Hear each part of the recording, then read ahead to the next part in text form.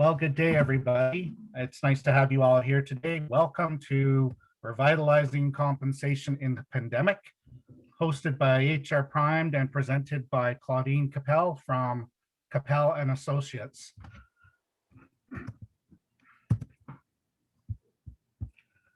About today's speaker, Claudine is principal of Kapel and Associates. They are an HR consulting firm with specific expertise in compensation and pay for performance strategies. She's been doing this for over 20 years.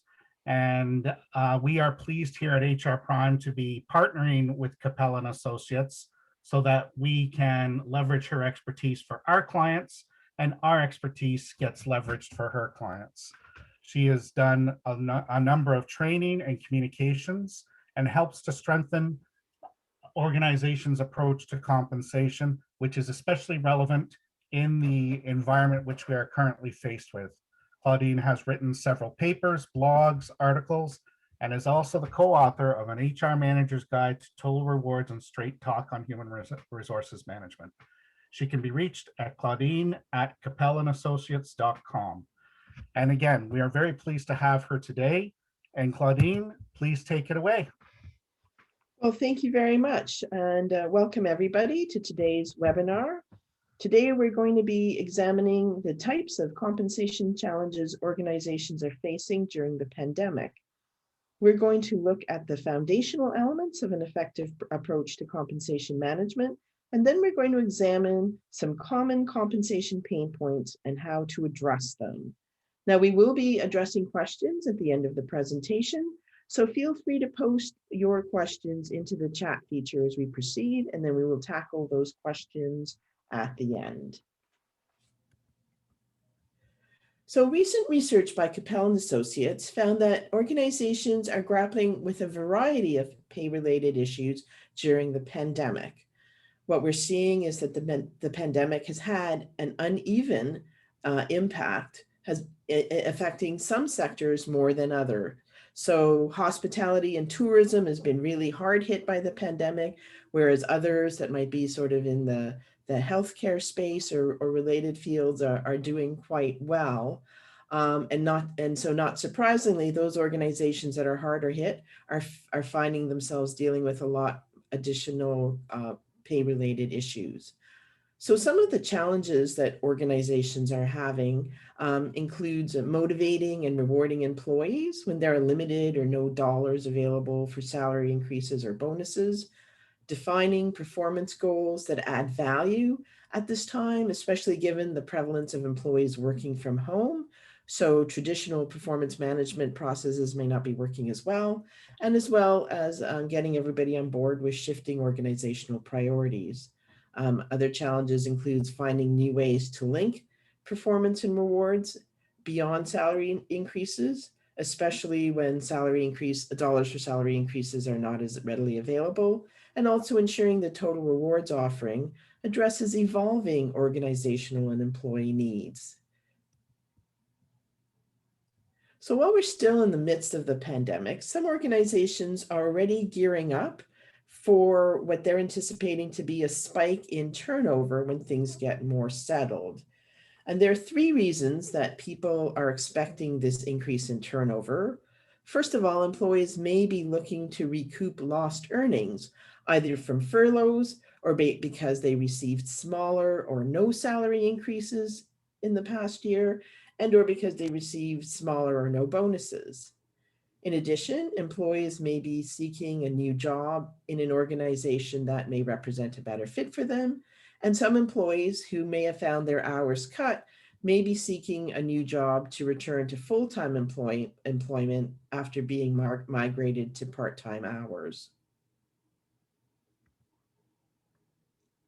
So although there's still a lot of uncertainty regarding how the pandemic will play out, some of the key trends we're seeing in the areas of pay, performance, and talent deployment include organizations looking for ways to simplify their performance management process and to focus primarily on immediate priorities, the introduction of new policies around both flexible work arrangements and home office support, so providing dollars or other kinds of support to employees to set up their home offices, And then some are also rethinking where work needs to be done. So at the start of the pandemic, organizations were a bit dubious about whether performance and productivity could be maintained with everybody working from home. But the recent experiences have changed perspectives on this. So now we're seeing organizations creating permanent work from home jobs. And as well, some are now open to recruiting non-local talent. So, in other cities and other provinces and potentially even globally, and allowing these employees to work remotely. And then finally, many organizations are revisiting their total rewards offering to better align pay and benefits with their new business and operational needs. And we are seeing, for example, a growing focus on mental health related benefits.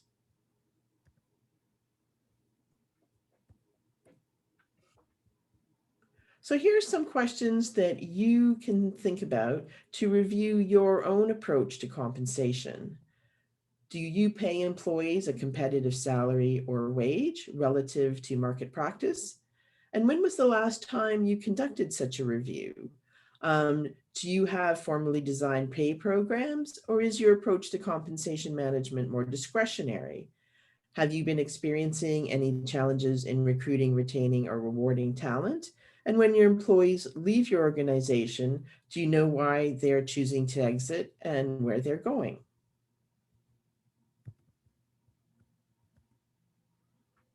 Other questions include, do employees understand what factors influence the size of their pay increase or the amount of their bonus? And how do you communicate about compensation, if at all? And equally importantly, have any employees ever expressed any concerns about the fairness of your pay practices? And are you compliant with employment legislation such as pay equity? So many Ontario employers don't realize that Ontario's pay equity legislation covers employers with 10 or more employees unless they are federally regulated. And there's also pay equity legislation affecting the private sector in Quebec, as well as for federally regulated employers. Claudine, if I may just chime in here for a second, I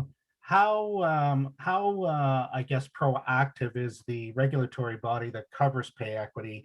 Are they out there enforcing pay equity, doing audits or anything like that on a pretty consistent basis? Oh yeah, so in Ontario in particular, the Ontario Pay Equity Commission has a proactive process where they actively audit employers each year and ask them to demonstrate that they are in fact have achieved and are maintaining pay equity. And they would require the organization to either provide all of the relevant documentation to demonstrate that they are in compliance, or they would assign a review officer to the case who would then oversee the organization in undertaking all the necessary steps to achieve pay equity compliance. Okay, great. Thank you for that answer. So one of the reasons that focusing on compensation is so important, especially now as organizations are planning for the emergence from the pandemic, is that compensation programs are really the foundation of what you offer your employees as part of the employment proposition. And when we're talking about compensation programs, we're talking about base pay, so salary and hourly wages. We're talking about incentives, and they could be your annual incentives or longer term awards, recognition, both cash and non-cash, as well as perquisites like cars and car allowances. So this bundle of compensation related programs are essential for attracting and retaining talent, and they can also help drive performance by reinforcing what matters most to the organization and to help elicit the desired behaviors, performance, and results that the organization needs to succeed. So when working effectively, compensation programs are really getting employees to work effectively, both individually and as a team, to achieve organizational goals and contribute to the success of the business. So here are some principles for effective compensation programs that you can use to sort of test how your own programs measure up.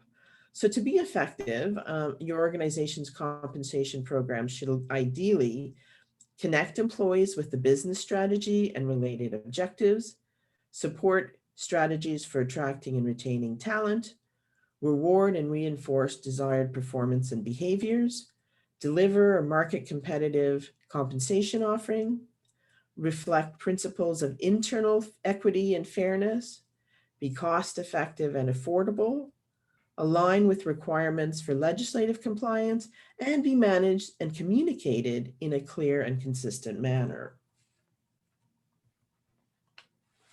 So now let's talk a little bit about common compensation pain points. And we're going to walk through 10 common pain points that we see a lot when we're working with organizations.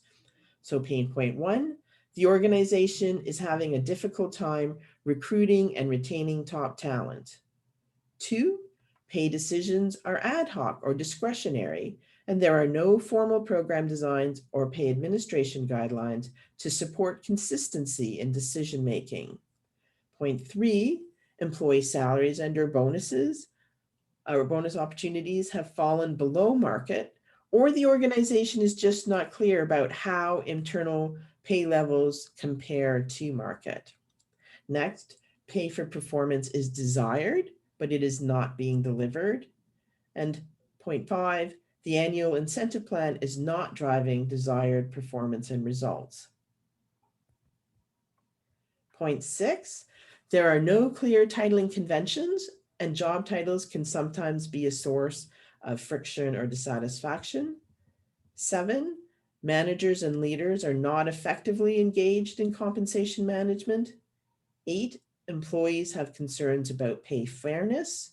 9, the organization is not in compliance with employment legislation pertaining to compensation programs such as pay equity. And 10, employees don't fully understand or value the organization's total rewards offering.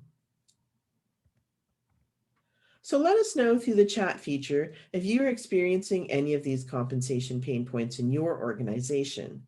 In the next segment, we're going to review some of the key action steps that you can take to start tackling any of the pain points you may be experiencing. So the first action step to take is to identify any challenges you may be experiencing in recruiting and retaining talent.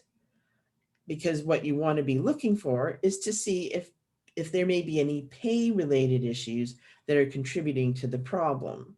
So consider jobs where you've experienced undesired turnover, as well as open jobs that you're having a really hard time filling, and also review what contributes to people seeking jobs elsewhere. This will help you look at where you're having recruiting challenges, because where you're having problems bringing in talent or where you're having problems with too many people leaving, they could both point to potential issues with your pay levels not being competitive enough with market.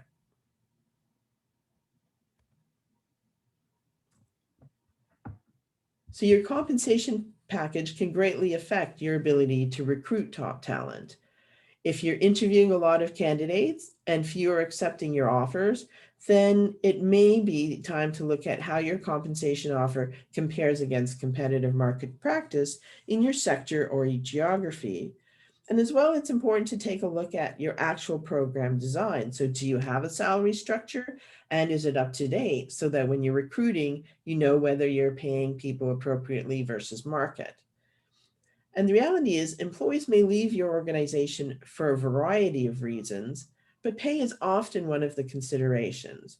So when employees leave, they may be looking for things like a more senior role, better career opportunities, or a work site that's closer to home so they don't have to commute as much. But often pay is at least a contributing factor, as they may be being offered a higher salary, a bigger bonus, or both. And that may be part of what seals the deal. So it's important also to ensure that employees understand what your organization has to offer. So for example, you may have a really excellent bonus program or really excellent benefits, So you want employees to understand what they have with your organization so they just don't jump ship for the first time somebody offers them a little higher salary. Claudine, again, I'd like to chime in here just with a quick comment or question. In my recruitment experiences, there's been some geographical variables involved where, some areas don't believe they have to pay as much as a large metropolitan area as Toronto. How much does that really come into play these days? Is it something to take into consideration? Because the counter argument to that I have encountered is, not really concerned with the fact that I'm not taking a job in Toronto, but you're paying for my value and expertise. Is that something that employers should be aware of as well? Yeah, for sure. So what we're seeing, particularly in Ontario, is that, years ago, you might have seen some regional differentials between Toronto and some of the other parts of Ontario. But because people have been buying houses further and further afield and then commuting, we just don't see the same level of regional differentials that we used to. So we would say that organizations, say, for example, in Waterloo, are paying the same rates as Toronto because you have employees there who are working in Toronto. So organizations that want to pay less because they're not right in the GTA, they may find themselves disadvantaged from a competitiveness perspective because so many areas are now paying the same rates of pay across large parts of the province. And then similarly, individuals who have hot skills, they can command a premium. So going in low when you're trying to recruit talent that is in high demand and short supply can also leave you with pay levels that are light to market, and could create challenges in recruiting particular types of talent, be they particular types of IT, individuals with particular levels of education. So both of these factors need to be considered, and organizations, even if they're not near the GTA, may need to raise their game in order to be able to recruit talent at this time. Thank you. Very great insights. So the next key action step that we recommend is to establish formal base pay designs. So while managing pay on a discretionary basis may seem like the easy way to do it, and we do see a lot of organizations who still take this approach, such an approach can yield a number of challenges, including a lack of clarity about which jobs are at which organizational level or which jobs should be peers, a lack of clarity around how individuals in different jobs should be paid, both with respect to salaries and bonuses. And we can see a disconnect between pay, job accountabilities, and job titles. And also when there's a lot of discretion in how pay is managed, we can see a lot of employee concerns about whether or not they're being paid fairly or competitively. And these challenges can erode an organization's ability to recruit, retain, and reward talent, to position themselves as an employer of choice, to maintain trust and commitment, and to achieve and maintain compliance with employment legislation. The use of formally designed pay programs, such as salary structures and wage scales, can resolve many of these challenges and reduce related risks. So let's talk a little bit about what goes into an effective salary structure. So to be effective, you should have certain foundational elements in play to support the design and the management of the salary structure. First, jobs of similar value should be grouped together into levels, typically based on the results of a formal job evaluation process. So as noted earlier, Ontario and Quebec and federally regulated employers are all covered by pay equity legislation. And all these pieces of legislation point to the need to have a point factor job evaluation tool in order to achieve compliance with the legislation. So that's a tool that allows you to assign points to all your different jobs and then figure out which jobs have the same or similar points. And that can provide insight into which jobs go together into a pay level Then each level should have its own grade and its own salary range, and each salary range should be defined in terms of a range minimum, midpoint, and maximum. And that range midpoint is modeled using market data showing competitive market rates for positions in that range. It's also helpful to have pay administration guidelines to support consistent pay decisions. And pay administration guidelines, for example, can address things like the need for a newly created job to be evaluated and mapped to a salary grade before the compensation package for the job is defined or an offer is made.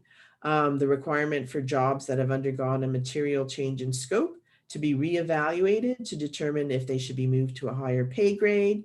Considerations on what to think about when allocating salary increases, what to do when an employee reaches his or her salary range maximum. So are you going to red circle them or perhaps provide them with lump sum awards, and how promotional increases should be managed. Another action step is to assess how internal pay levels compare to market. So it's important to periodically look at how your internal compensation arrangements compare to market practice for both salaries and bonuses. So this looks at comparing how your jobs are compensated versus rates of pay that you get out of compensation surveys that you've purchased. And this kind of benchmarking exercise is typically undertaken as part of base pay design work. And it is also used to spot check salary ranges and monitor market pay trends.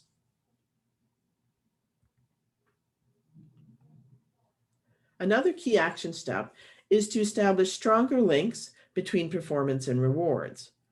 Organizations that have a pay for performance philosophy do this because they see strategic value in delivering more significant rewards to their top performers. And so there's fairly straightforward logic to this. If higher levels of performance garner more significant rewards, then your top performers are going to feel valued and acknowledged, and other employees may be motivated to perform better or pick up their game. And a key consideration for this is to determine what is going to be the appropriate level of differentiation in terms of how you're going to reward low, average, and top performers. And other key things that you need for pay for performance is a robust performance management process that includes goal setting and the evaluation of employee performance, and effective communications so employees can have line of sight between how they are contributing and how they are being rewarded. Now, historically, organizations have delivered pay for performance through salary increases, giving bigger salary increases to top performers versus average or low performers. Because budgets for salary increases continue to be quite lean, organizations have begun utilizing other means for linking pay for performance as well, such as incentive pay, recognition, and development.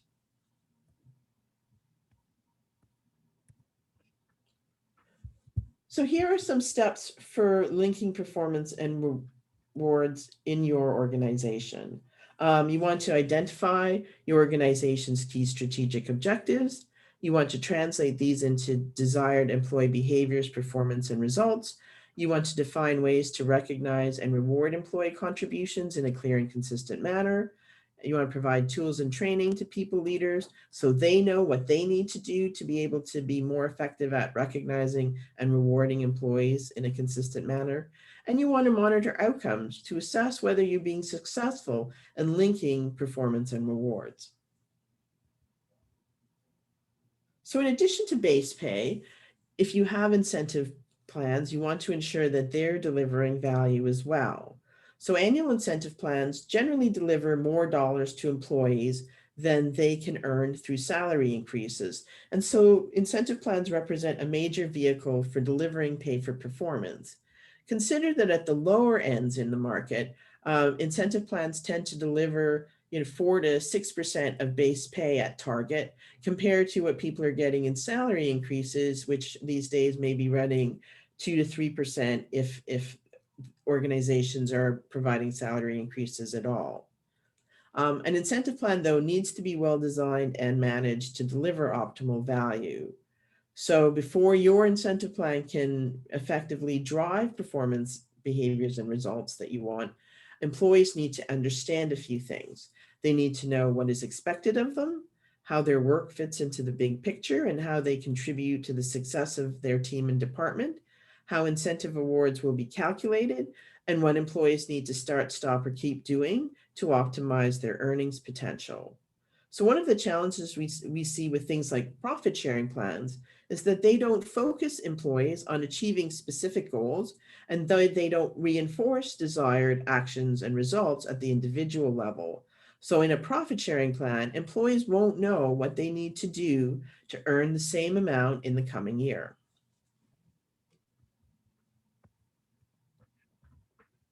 So here are some questions to ask if you're trying to design a new incentive plan or just audit the one you have in place.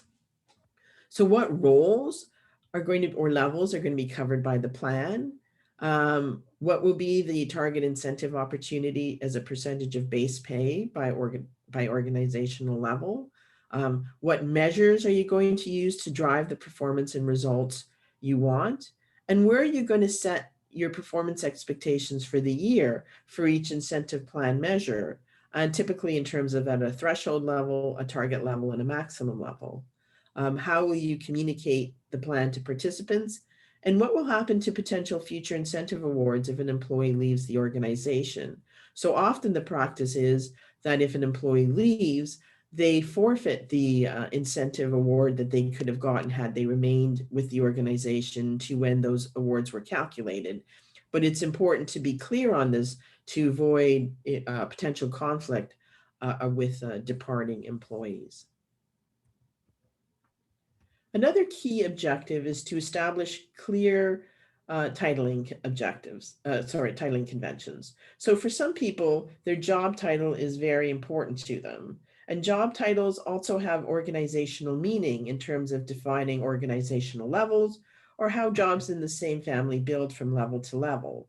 And so that's why it's important to have clear titling conventions, because these tell you what types of titles are going to be appropriate by organizational level to ensure some consistency from level to level across departments or families. Now, one of the things we caution clients is to beware of using titles as rewards. So managers seeking to recognize a key employee may sometimes want to award a new title, even though that employee is still in the same job doing much the same things. And so while that's easy and often tempting to give a new title as a reward, this can lead to a number of compensation challenges. So inflated titles can lead to unmanaged pay expectations. If you're going to call me a vice president, I'm going to want to have the VP level bonus and the car allowance. Inflated titles can also fuel concerns about internal fairness, especially when titles vary among employees doing the same type or level of work. So if you're going to call one person senior because you wanted to recognize them and everybody else in the same job is not called senior, then it's going to lead to confusion and some frustration amongst the employees that have not been recognized that way. And finally, ambiguity around titles can also make it harder to match internal jobs to survey benchmarks. Again, Claudine, if I can just chime in here with a comment. Title, if you're going to utilize titles in a way as a reward, I would also comment that if you're giving them a more senior title, but you're not having them do the roles that would often be associated with a senior title, if it comes to an unfortunate circumstance where the person is terminated, the courts are going to look at those expectations that typically go with the title to determine just exactly what they're entitled to for a reward. So if you don't want your employee to have or the person not, try this again. If you don't want your employee to be seen as someone who is more senior, it could come back to bite you in terms of severance amounts payments that go out if you're in title having them as a more senior person, but in reality they're not. more than always, the courts will side with, I was called, for example, I'm a vice president, therefore my severance should be that of a vice president level. So just some legislative components to be aware of there as well. Yeah, that's a great point, Neil. So another key action step is to engage leaders and managers in compensation delivery. So this often is human resources working in partnership with managers and leaders to ensure the effective delivery of compensation. And you can engage managers more effectively in compensation management by providing them with training and coaching around how compensation programs operate, what they should be thinking about when making pay decisions, including how to link pay and performance as appropriate, best practices in recognizing and rewarding talent, and also dealing with performance issues.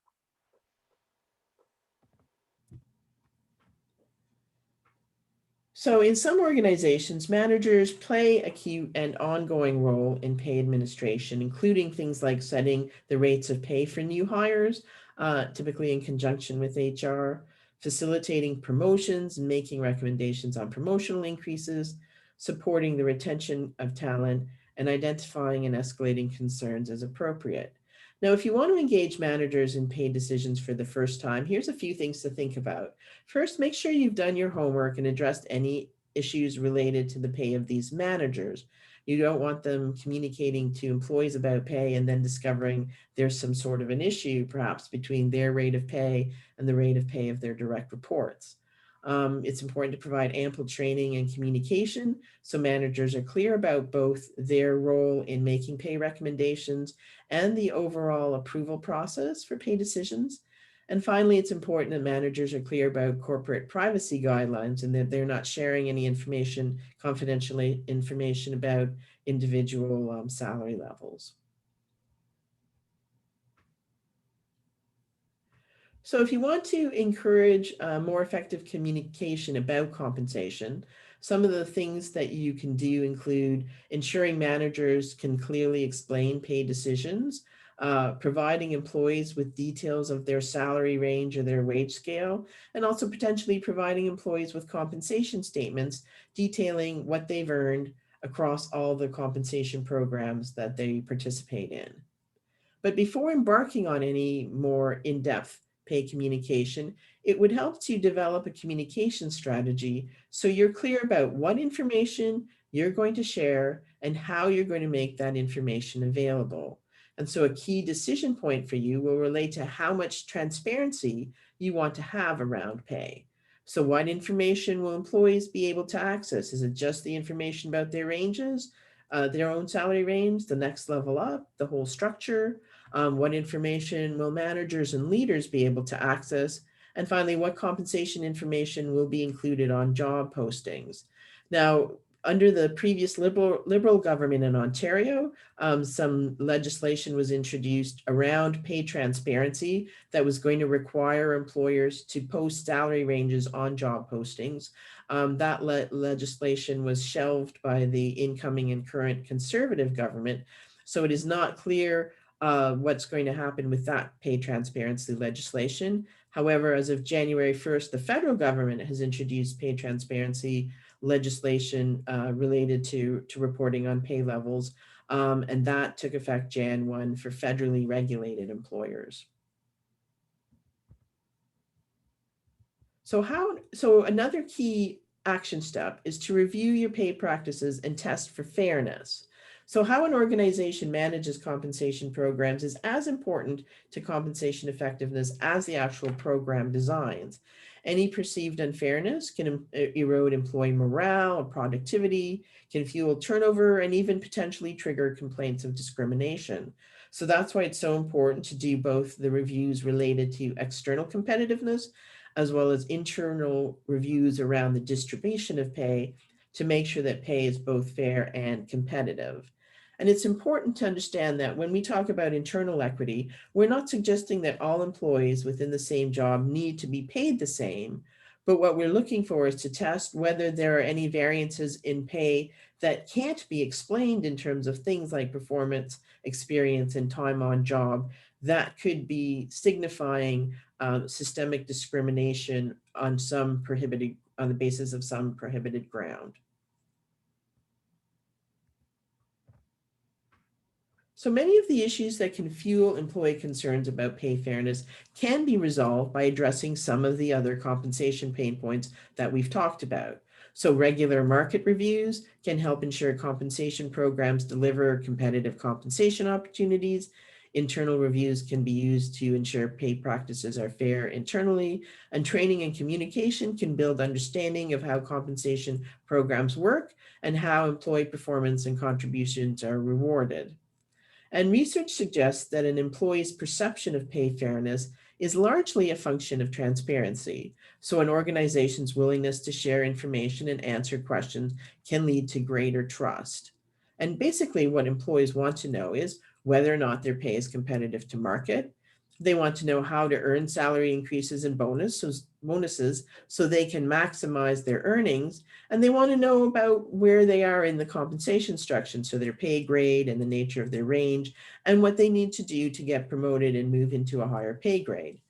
Employees can also get incorrect information about pay from information that they've gathered on the internet. So open lines of communication can also help clear up misinformation around how the organization pays people. Another key action step is to achieve and maintain legislative compliance. So as we've talked about before, compensation practices can be subject to potential regulatory scrutiny, most commonly through pay equity legislation, if that exists in a province where you operate. And as we noted before, Ontario employers with 10 or more employees that are not federally regulated are covered by Ontario's Pay Equity Act. And this legislation sets out specific employer obligations related to undertaking a job evaluation process and completing pay equity analysis to test for any gender-based wage gaps.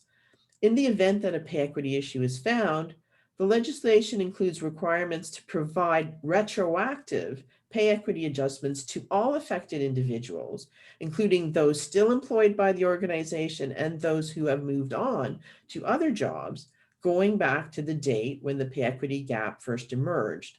So retroactive adjustments, when required, can represent a significant cost. Now there's, as we noted earlier, there's similar legislation in Quebec for private sector employers with 10 or more employees, and federally regulated employers with 10 or more employees will be covered by new federal pay equity legislation that is slated to come into force later this year that will look similar to what we have in place in Ontario and Quebec. Finally, in order to get employees to fully value their compensation and what it means to work for your organization, it's important to communicate more about total rewards.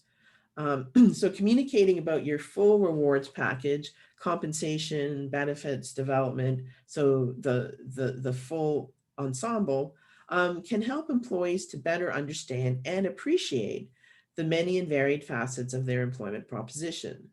And it also encourages employees to think more holistically about employment opportunities, so they're less likely to leave just because another organization offers them a slightly higher salary or bonus opportunity. So over time, even the best designed compensation programs can fall out of step with business priorities, competitive market practice, and/or optimal pay administration practices. So the practice of conducting regular compensation reviews can help you identify emerging pain points in a timely manner and can help mitigate the development of more serious issues. And developing and maintaining the strong foundational elements that we talked about, so well-designed pay programs, job valuation process, pay administration guidelines, and effective communication can all reduce the likelihood of pain points emerging in the future. So if you would like to have a more in-depth discussion about the compensation pain points you may be experiencing in your organization, please feel free to reach out to either Neil or myself. My contact information is at the start of this presentation, and we welcome further discussions. And now we'd like to also turn our attention to the questions that have come in through the chat room. So Neil, if you'd like to share some of those, we can handle those as well. Yes, we've had a number of questions come through, actually, Claudine. Great presentation, great overview, very comprehensive. Um, taking into consideration some challenges that have been there for a while, and then the current ones with the current environment that we're in. There was a couple of questions related to, you talked about privacy. And one of the questions is about employees sharing their pay information. This individual is not is not keen on employees sharing their pay information. Is there any parameters or anything that this employer can do to, I guess, quote, stop employees from sharing their pay information? We haven't really come across anything that suggests that. And in fact, there's discouraged organizations are often discouraged from a legislative perspective to do anything that might look like you're engaging in an act of reprisal. So we think it's kind of inevitable that people may talk about things, which is why it's important to have your house in order, because you don't want anything being shared that might illustrate that you're doing something that's unfair or offside from a legislative perspective. Okay, thank you. And another question that came in, it was related to the slide at the end of your presentation with respect to how often should compensation programs be reviewed? I know from my experience in some organizations, it never gets done. And in some organizations, every time there is a job vacancy, so when someone leaves the organization, they actually do a comp review. From your perspective, is there any kind of guidelines or timelines that it should be written in stone that you will take a look at this?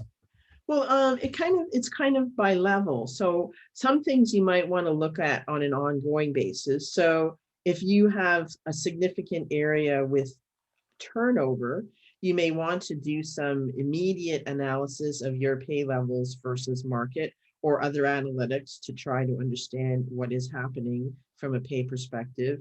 It's not as likely to happen if you're operating with formal salary structure that's tied to market. But if you're dealing with discretionary practices, it may suggest that you need to step up your game and move to something more formal so that you can better monitor your rates of pay versus market. From a job evaluation perspective, new jobs should be evaluated as they unfold so that you can appropriately assign them to a pay grade. But in addition to that, it's a good practice to do a full competitive market review. A lot of organizations do them every 2 years, just to revisit the salary structure and pay rates versus market, because that's enough time for market trends to sort of take effect. And similarly, it's a good idea to review your pay equity level pay equity compliance whenever you are doing your annual compensation planning, just to check what's happened to your male job classes and your female job classes, and make sure that you're still in compliance. So what some organizations will do from a compensation planning perspective is just come up with sort of a calendar of events. What do we need to do sort of on an as needed basis, on an annual basis, and perhaps on a broader basis, to make sure that you're covering all of the different things every on an appropriate time frame. Okay. Another question that just cropped up, and there's actually a few more. This individual, their question, and I'm going to kind of summarize it. They are aware that there are some pay equity obligations they have, but they are leery of starting it because it seems cumbersome and it's kind of overwhelming. Can you shed a little bit of light on how much time this takes? Kind of a very high level overview of what the process might be to get this done. Sure. The bottom line is if you have 10 or more people in Ontario, you're covered by the legislation unless you're federally regulated. And then you'll have that legislation to deal with. So the sooner you get your arms around where you're at, the better, because as we talked earlier, you could be exposed to retroactive pay equity adjustments. So you may have an issue that cropped up last year, but if you don't deal with it and 5 years from now you get audited, now you're going to have 6 years worth of retroactive adjustments that you'll have to address. So the sooner you understand where you're at with things, the sooner you can start to mitigate risks and get yourself to a place that's more squeaky clean. The key things that need to be done is the development of a job evaluation tool, the evaluation of jobs using that tool, and then to undertake pay equity analysis, which essentially causes you to look at how you're compensating jobs predominantly held by women against suitable comparators of jobs that are held predominantly by men.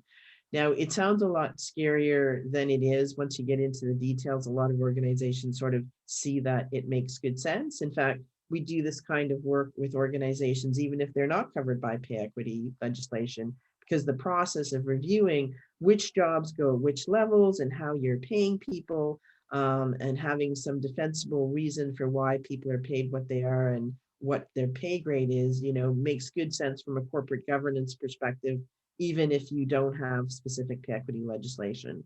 And if you are in a zone where you have pay equity legislation, it's all the more vital to do this work. And often, like our firm, we do a lot of work with organizations to help them through it, and we can often do much of the heavy lifting. So it doesn't have to be a painful process. But just because there's that unidentified risk, if you've never done it and you don't know where things are at, it's just good to sort of dot your I's and cross your T's so that you bring light to whatever you may be currently unaware of in terms of a potential regulatory risk. Okay, thank you for that. Other questions, Claudine? This organization, they pay on a discretionary basis, and the leadership prefers this as they don't want to be constrained by too many rules around pay. What are some of the risks associated, if any, with managing pay this way? Yeah, so as we talked about earlier, there are a number of risks associated with managing pay on a purely discretionary basis. So first of all is that you don't have any anchor points to understand how people's jobs should be paid based on competitive market rates. Two, you could end up with inconsistent pay practices in terms of how individuals in the same job are paid. That could also create potential risks from a regulatory compliance perspective.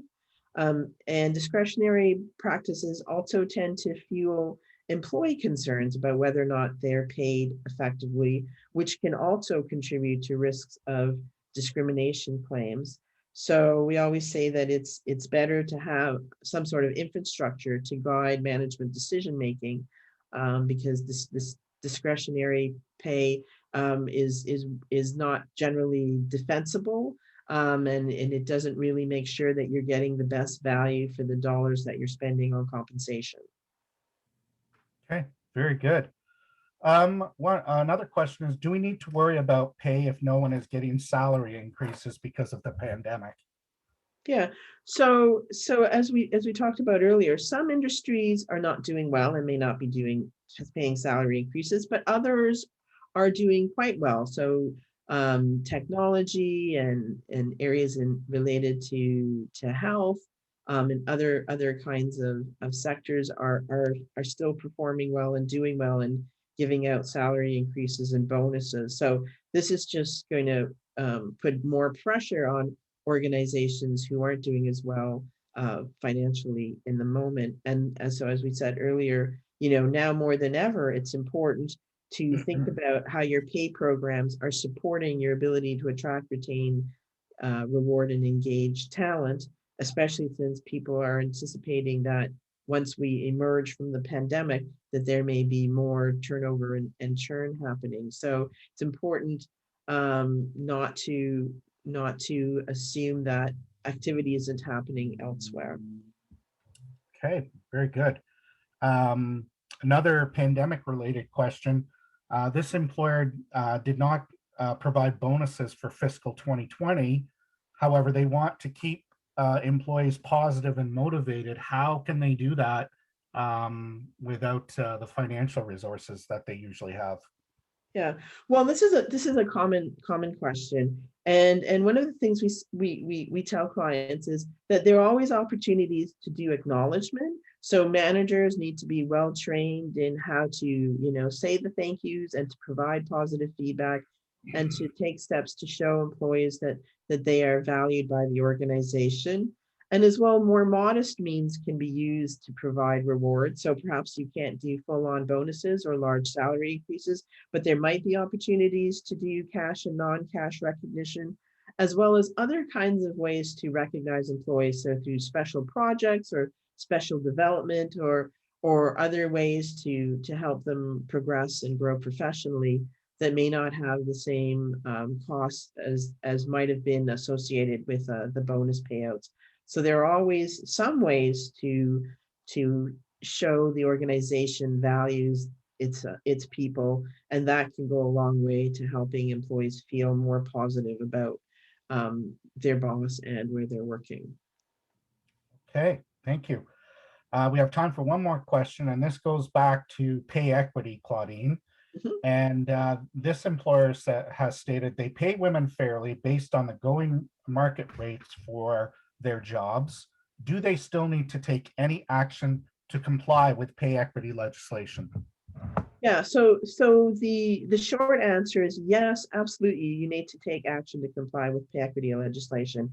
And it's important to note that the entire legislation, the employment equity legislation, was founded on the belief that the market itself is biased against jobs held by women. So telling the regulatory body that you feel your pay is fair because it's based on market isn't going to help at all, because they believe that's part of the problem that the legislation is trying to solve.